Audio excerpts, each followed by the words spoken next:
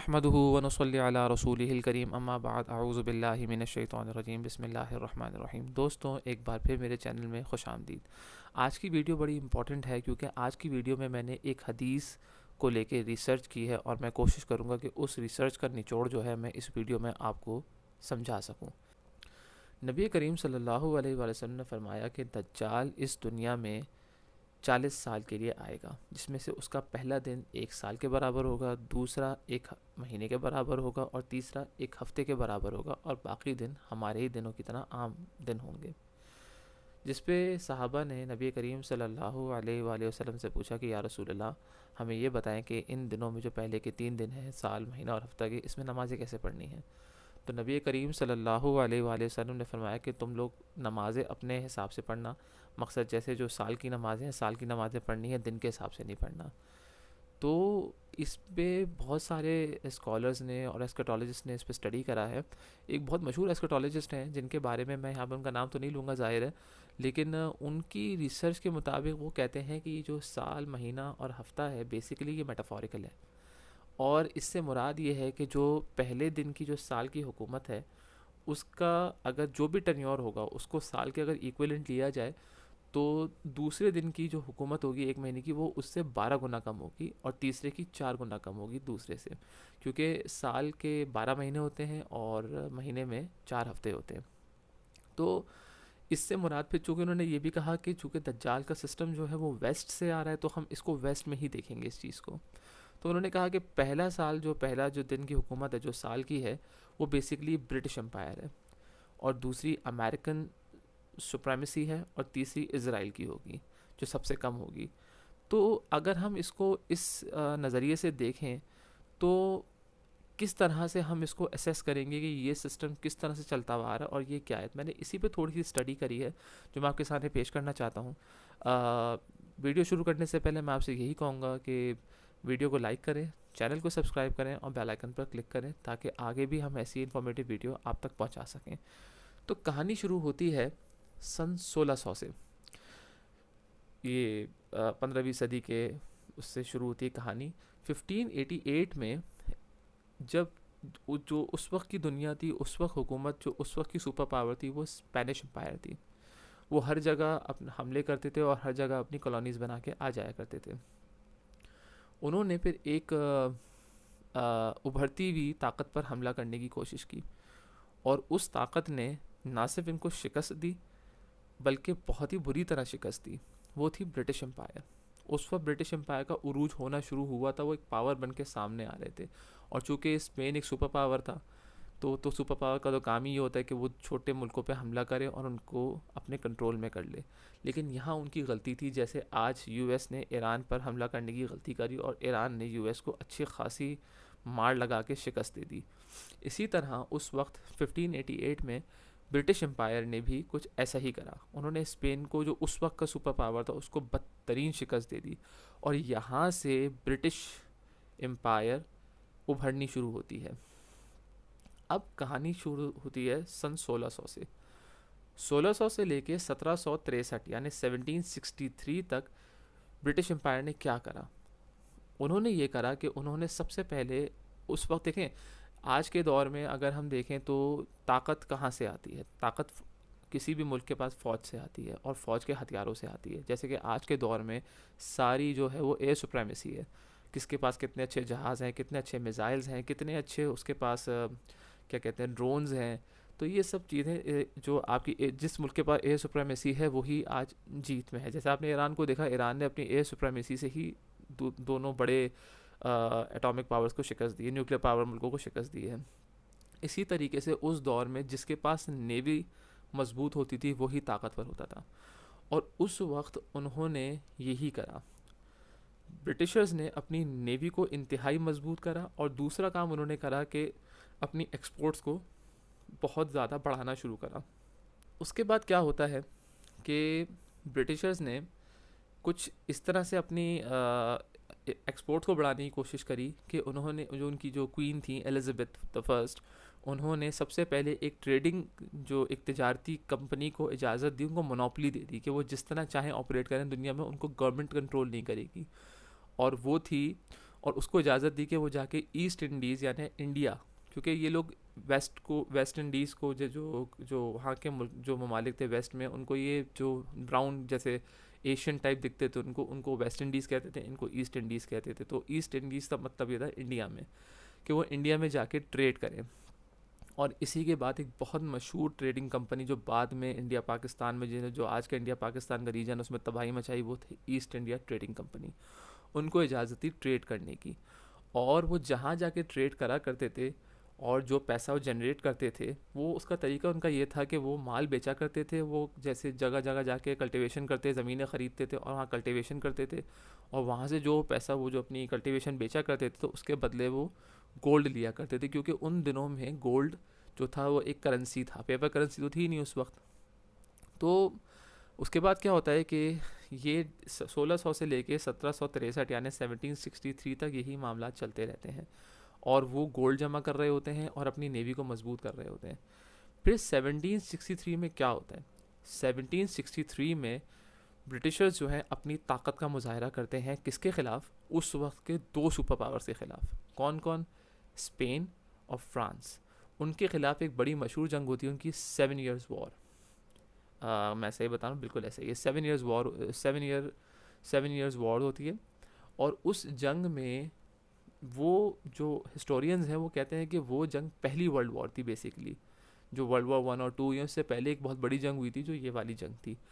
इस जंग में ना सिर्फ स्पेन और फ्रांस को शिकस्त होती है, बल्कि बहुत ही बुरे तरीके से उनको बरतानिया हरा देता है। अब उसका अंजाम क्या होता है? उसका अंजाम ये होता है कि ट्रीटी ऑफ पेरिस होती है, और उसके बाद ब्रिटिशर्स जो हैं वो एक और मजबूत होते जाते हैं, और वो सुपर पावर के स्टेज पे खड़े होने लगते हैं।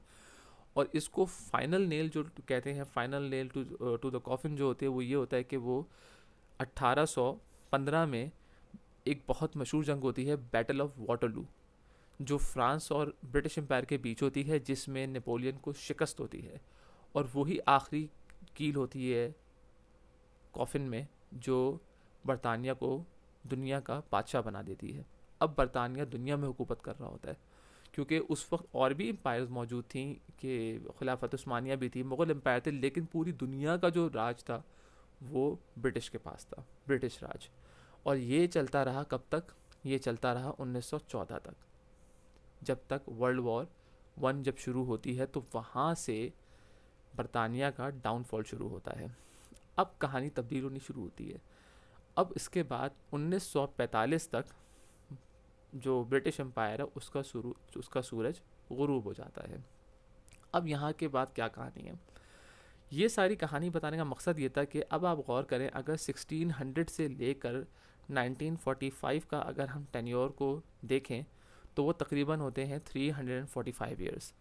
अब अगर इसको हम 12 से डिवाइड करें तो ये बन जाते हैं 28.75 ईयर्स।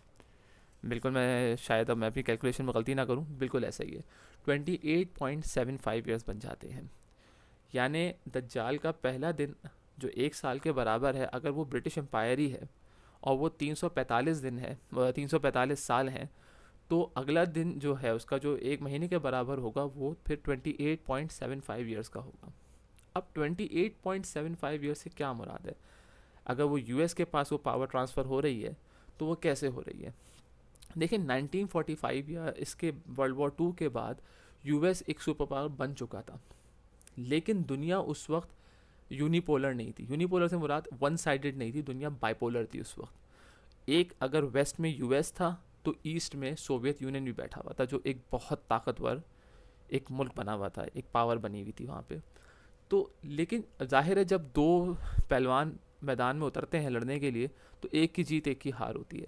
तो इसी तरीके से अब यूएस और सोवियत का मुकाबला होना ही था, वो इनएविटेबल था। वो कब होता है? वो स्टार्ट होता है कोल्ड वॉर से, और वो ख़त्म कब होता है? वो ख़त्म होता है 26 दिसंबर 1991 को, जब यूएस की मदद से अफ़गानिस्तान सोवियत यूनियन को शिकस्त दे देता है और सोवियत यूनियन टुकड़े टुकड़े हो जाता है। अब कहानी यहाँ से आगे बढ़ती है।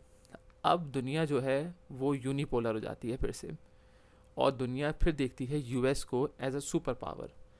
अब उसके बाद कहानी जो है, अब अगर आप उसको देखें, अगर उसको आप देखें तो ये फिर ये सितंबर 2020 तक का ये टेन्योर है, ये पूरा टाइम जो है मेरे हिसाब से सितंबर 2020 तक का है। अब हम सोचते हैं कि आपके दिमाग में ये सवाल आएगा कि भाई अगर अगर 45 में यूएस सुपर पावर बन गया था तो वहाँ से टाइम क्यों नहीं गिन रहे, टाइम 91 से क्यों गिन रहे हैं? क्योंकि देखें बात ये है कि, और अगर हम ये भी सोचें कि फिर हम बरतानिया के जो टेन्योर था उसमें भी 2 सुपर पावर मौजूद थी, तो हम उनका टेन्योर पूरा गिन रहे हैं और यूएस का उतना गिन रहे हैं जब वो ख़त्म कर दिया उन्होंने सोवियत को। तो देखिए उसमें मुराद ये है कि यूएस और रशिया दोनों इक्वल सुपर पावर्स थी। वो दोनों मुल्क जो थे आपस में लड़े, और लड़ने के बाद जब सोवियत को शिकस्त हो गई तो यूएस एक सुपर पावर बन गया। बरतानिया के मामले में, ब्रिटिश एम्पायर के मामले में मामला और था। उन्होंने पहले स्पेन को शिकस्त दी, फिर फ्रांस को शिकस्त दी, फिर दोबारा स्पेन और फ्रांस को शिकस्त दी। मतलब इस तरह से उन्होंने शिकस्तें सुपर पावर्स को देते जा रहे थे, तो उनका मुकाबला कोई नहीं था, उनका सानी कोई नहीं था। यहाँ पे था, लेकिन जब उसको शिकस्त हो गई सोवियत यूनियन को, तो उसके बाद फिर यूएस का टाइम स्टार्ट होता है। अब ये टाइम कब तक चलता है? ये टाइम चलता है सितंबर 2020 तक। अब सितंबर 2020 के बाद सबसे इम्पॉर्टेंट बात हुई, अब पावर ट्रांसफ़र का फिर वक्त आता है और दज्जाल का तीसरा दिन शुरू होता है। अकॉर्डिंग टू दी फेमस एस्कटोलॉजिस्ट, दज्जाल का तीसरा दिन शुरू होता है। अब तीसरा दिन कहाँ से शुरू होता है? देखें मैं आपको एक मशहूर किस्सा सुनाता हूँ। एक रिपोर्ट है, एक वाक़या होता है, वो ये है कि अक्टूबर यानी सितंबर 2020 का टाइम ख़त्म होता है और अक्टूबर 2020 को एक वाक़या होता है दुनिया में एक मुल्क है बहामस, और वो 700 जजीरों पर बेस करता है।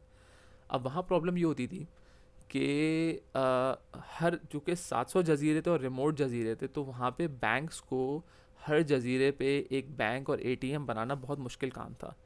तो वो लोग ये देखते थे कि यार क्या किया जाए ऐसा, क्योंकि फिर लोग ट्रैवल करते थे बोट्स पे, और एक जहाँ पे जिस जजीरे पे बैंक होता था वहाँ जाके कैश निकाला करते थे। तो उसके बाद ये हुआ कि उन्होंने सोचा कि हम हर जजीरे पे बैंक तो नहीं बना सकते, पर सबके हाथ में स्मार्टफोन है, तो क्यों ना हम एक ऐप बना दें जिसके ज़रिए लोग ट्रांजैक्शंस कर सकें।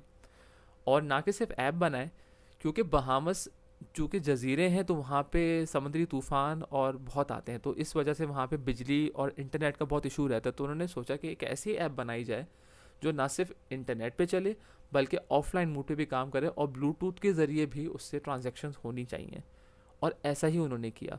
यहाँ से शुरुआत होती है डी डॉलराइजेशन की और एक नई इकॉनमी लाने की, जिसके पीछे इज़राइल था। अब सवाल सबसे बड़ा यह आया यहाँ पे कि बरतानिया या ब्रिटिश एम्पायर जो थी वो हुकूमत करती थी गोल्ड और पाउंड स्टर्लिंग पे। फिर आती है यूएस हुकूमत करता है डॉलर और ब्लैक गोल्ड यानी ऑयल से। अब आ जाती है बारी इज़राइल की। तो इज़राइल ने क्या करा, उसने डी डॉलराइजेशन करी और इलेक्ट्रॉनिक करेंसी पे लेकर आ गया। अब उन्होंने वेल्थ का वजूद ही ख़त्म कर दिया, क्योंकि सारा बैंकिंग सिस्टम जो है वो तो सारे इज़राइली फैमिलियों के पास है। तो इस वजह से उन्होंने सारा जो वेल्थ सिस्टम था, जो लोगों के पास करेंसी है, कल वो चाहे तो उसको ख़त्म कर सकते हैं। कल अगर डॉलर ख़त्म हो जाए तो आपकी करेंसी की वैल्यू तो ज़ीरो है। वो कहते हैं कि भाई जैसे हमारे अब अकाउंट में जो पैसे हैं वही काम करेंगे, हम तो सारी पेपर करेंसी ख़त्म कर रहे हैं। तो इस वजह से अब सारा कंट्रोल जो है वो इज़राइल के पास है। अब यहाँ पे आपके दिमाग में एक सवाल ये भी आएगा कि चाइना यहाँ पे कहाँ है? तो देखें हर दौर में एक साइड में एक सुपर पावर ज़रूर होती है जो बैठी होती है। जैसे कि बरतानिया के दौर में स्पेन फ्रांस थे, यूएस के दौर में रशिया था, तो हो सकता है इज़राइल के दौर में चाइना एक सुपर पावर हो।